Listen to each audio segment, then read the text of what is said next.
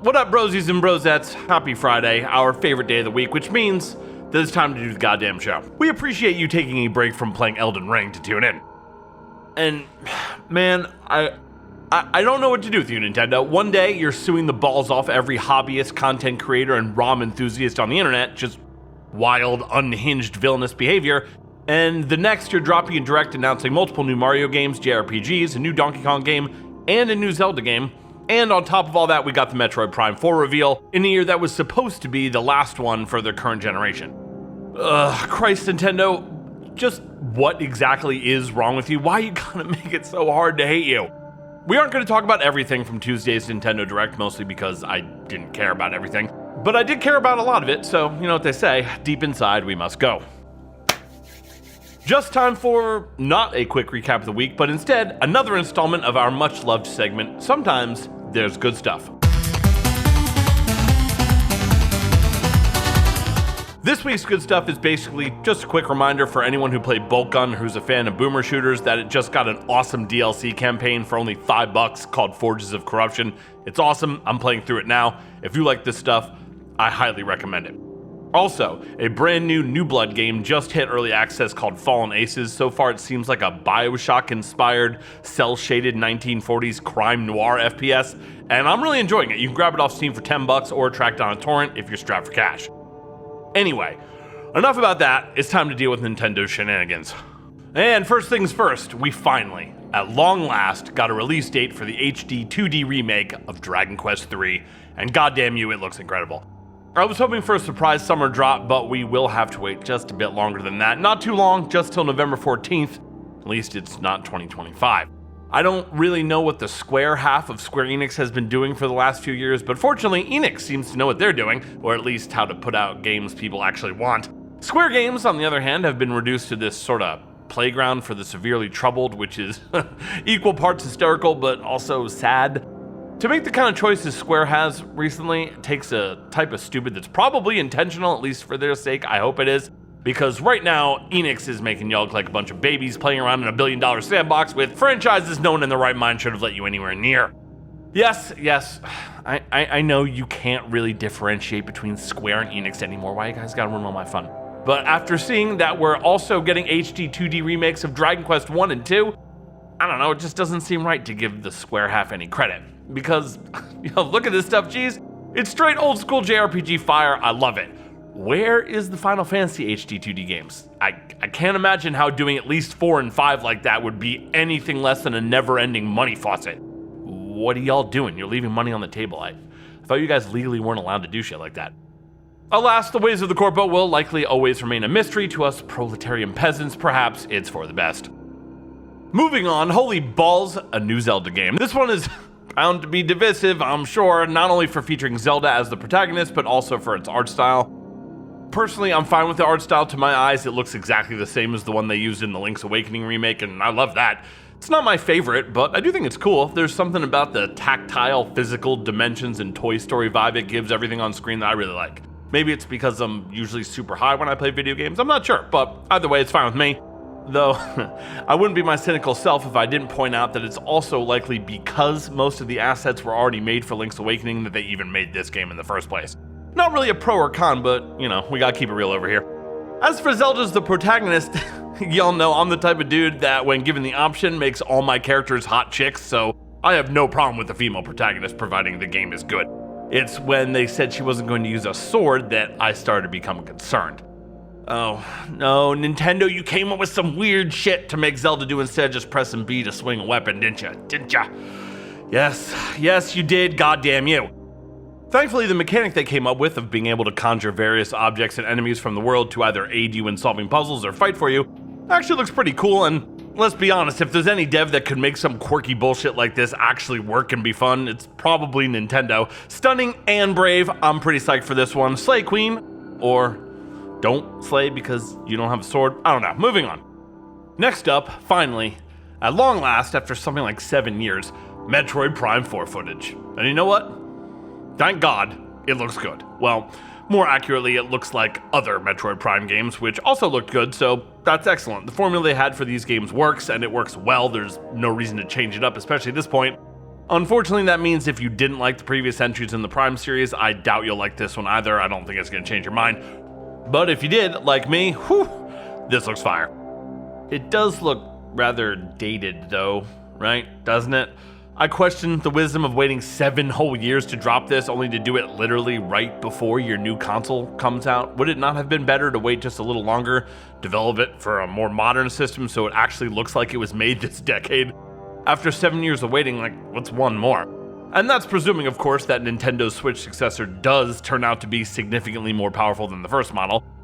In that respect, this is actually kind of worrying. It is Nintendo, after all. You never know what kind of whack shit they could decide to do suddenly out of nowhere. And this game says 2025.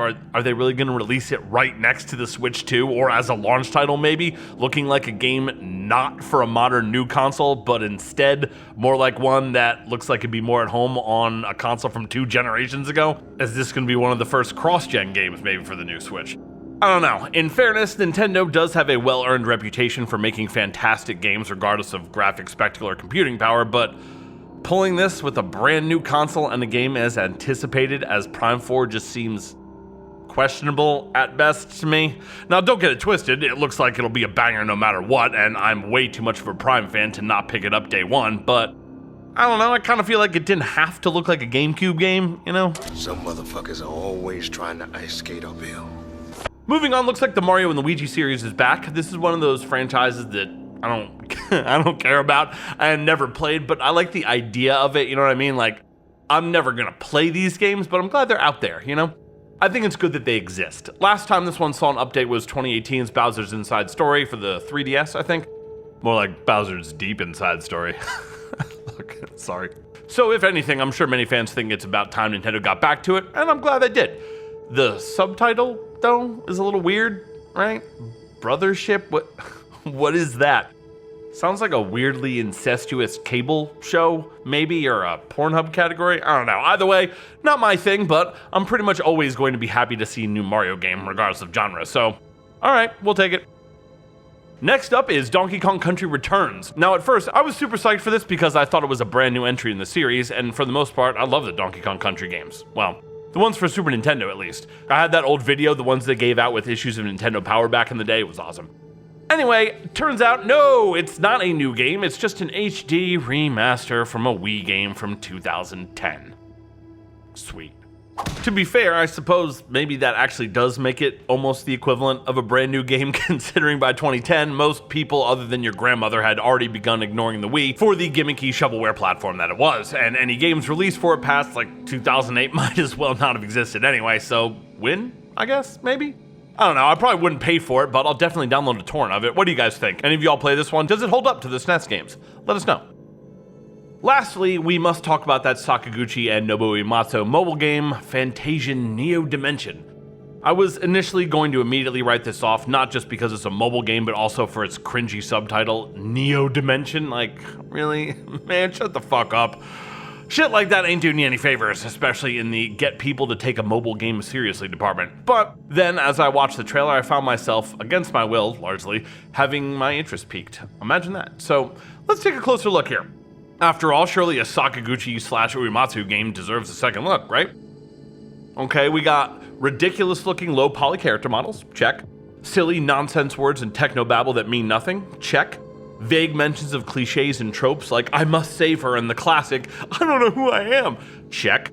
Multiple mentions of stuff like destiny and fate, check. Definitely playing anyway because the field areas look gorgeous and it's a turn-based RPG, check. Finally tonight, a few honorable mentions. I never really got into the Luigi's Mansion games, but they are rather well liked and certainly gorgeous looking, so an HD remaster of Luigi's Mansion 2 is cool, even if it's probably just a cheap cash-in attempt to get people to buy it again. We've also got a new Mario Party game, Super Mario Jamboree. Now, you might think these games are corny, and, well, they are, of course, in a way, but I promise you will feel differently once you've got a few friends over and the booze starts flowing. I've gotten into physical fights because of Mario Party games in the past, though. I also think I've gotten laid because of Mario Party games, so either way, new one sounds like good news. Stray, the fun cyberpunk cat game, is coming to Switch as well, which I loved. Playing in bed almost sounds like a better way to play than on a regular console, so I'll probably grab this one. For you Saga fans, you'll be happy to know, perhaps, maybe, we don't know yet, that Romancing Saga 2 is getting a remake, though again, how good this actually looks, I can't really say, as I'm not familiar with this franchise. If someone who is wants to let us know whether this remake is definitively good or bad news in the comments down below, that'd be awesome. We appreciate you. Lastly, gotta give a shout out to the Marvel vs. Capcom Fighting Collection, which has X-Men Children of the Atom, Marvel Superheroes, X-Men vs. Street Fighter, Marvel Superheroes vs. Street Fighter, Marvel vs. Capcom Clash of Superheroes, The Punisher, and finally, oh yeah, Marvel vs. Capcom 2. Good old MVC 2. I don't know what the hell any of those other games are, but I definitely do know MVC 2. I suspect y'all do as well. I was tormented endlessly by my friends with this game when I was younger because I was terrible at it, and also the character select music. How many of y'all are going to get flashbacks in a second when I play this clip of it right now? I bet that was a lot of you, huh? Sorry, I couldn't resist. All right, that's our show. Thank you so much for chilling with us tonight, spending this little bit of your free time here. Let us know how you feel about this Nintendo Direct in the comments down below. Did I miss something? Do you think I'm an idiot with bad takes? Do you not care about Nintendo at all? We want to know. We love you today. We love you all the way. Have a fun weekend, and we'll see y'all next week for more juvenile sarcasm and hate boners. We done? Yeah, that's it. Okay, everybody back to playing Elden Ring. Woke up, smoke up, blunt, then I pass out. Pass out. Huh? Woke up, what up, smoke up, blunt, then I'm back down. Back down. What? Yup, woke up, smoke up, blunt, then I pass out. Pass out. Huh? Woke up, what up, smoke up, blunt, then I'm